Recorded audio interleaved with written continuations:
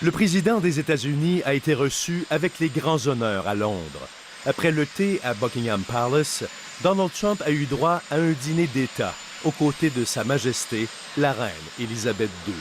Les deux chefs d'État ont rappelé les liens étroits qui unissent leurs deux pays. Of course, it is not only our security which unites us, but our strong cultural links and shared heritage.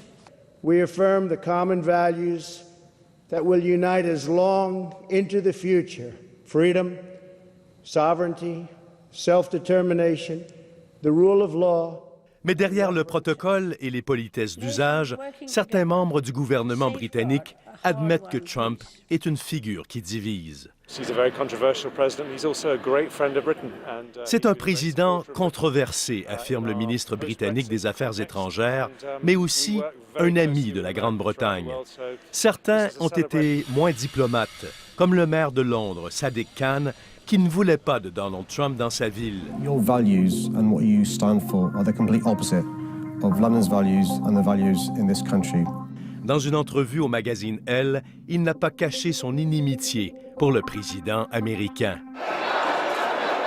La dernière visite du président Trump à Londres, il y a un an, avait provoqué des manifestations monstres. Le maire de Londres rappelle au chef de la Maison-Blanche que son opposition au libre choix des femmes à l'avortement est un recul. We've got a situation now where some states in the USA are making it almost impossible for women to have the right to have an abortion. Donald Trump n'a pas tardé à insulter Sadiq Khan, qu'il a traité de perdant de petite taille. La visite du président américain survient au moment où les Anglais s'entre-déchirent sur leur façon de sortir de l'Europe. De nombreuses manifestations sont prévues mardi à Londres pour dénoncer sa présence. This is the nature of this president. He is somebody whose record involves sexism, racism, hate.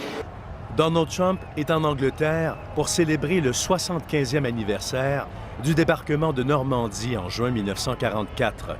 73 000 Américains avaient alors traversé la Manche en bateau pour libérer l'Europe des nazis. Le président des États-Unis se rendra également en France pour se souvenir du sacrifice de ses soldats. Ici Christian Latreille, Radio-Canada, Washington.